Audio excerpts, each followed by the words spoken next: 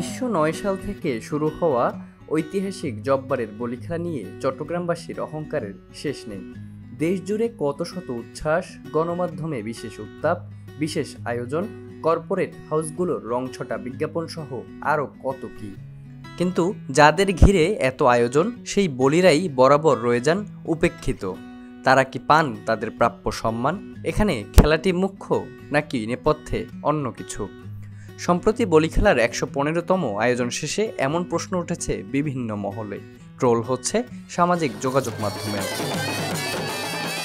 সিভয়েস 24-এর অনুসন্ধানে দেখা গেছে, ঐতিহাসিক এই বলি খেলা ও বৈশাখী মেলা ঘিরে কোনো সুষ্ঠু ব্যবস্থাপনা নেই, আয় ব্যয়ের কোনো হিসাবও নেই কিছু লিখিত, সব হিসাব নিকাশ যেন অদৃশ্য, সংশ্লিষ্ট সবার কাছেই অজানা।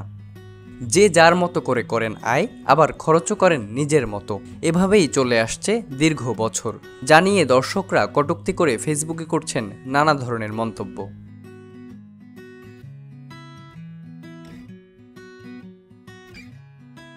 তবে আয়োজক কমিটির দাবি, প্রাইজ মানি এবং আনুষঙ্গিক খরচের বিষয়ে পুরোটাই দেখে মরহুম আব্দুল জব্বারের পরিবার। আমরা যদিও বা কমিটি করি, কিন্তু সমস্ত দায়ভার ব্যয়ভারটা করে জব্বারের পরিবারে।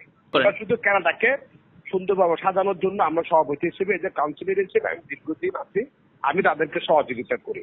কিন্তু যে স্পন্সর থেকে শুরু করে টাকা পয়সা লেনে সব করে এরা। এটা মূলত চট্টগ্রাম সিটি কর্পোরেশন আর মেট্রোপলিটন পুলিশের সহায়তা হয়। মাঝখানে স্পন্সরদের সাথে যারা জব্বারের পরিবার আছে তারা এই যোগাযোগ করে। তো এখানে আসলে এগুলা নিয়ে তেমন একটা কেউ আগ্রহ প্রকাশ করে না। ওই জব্বারের পরিবার তারা একটা পার্সোনাল ইন্টারেস্টে আসে, হ্যাঁ, এরা কিছু রয়্যালটি পাইতো, আচ্ছা, সেই হিসেবে তারা এটাকে ইয়ে করে। তবে রয়্যালিটি না নেওয়ার দাবি করেছেন আয়োজক কমিটির সাধারণ সম্পাদক ও আব্দুল জব্বার সওদাগরের ছেলের ঘরের নাতি শওকত আনোয়ার বাদল। একই সাথে আশ্বাস দেন প্রাইজ মানি বাড়ানোর ব্যাপারেও। ধীরে ধীরে বাড়বে আর কি। এখন আমরা যদি একসাথে বাড়ে ফেলেন, তারপর দেখবেন যে টাকার লোভে অনেক সময় হাত তার মুচরে এই করে ফেলবে, বুঝেন না? মানুষের মন তো, বুঝেন না? সেই আমরা ইনশাল্লাহ বাড়াবো, আগামী বছরে কিছুটা বাড়াবো, আস্তে আস্তে ধাপে ধাপে বাড়বে। এক লাখে তো বাড়বে না।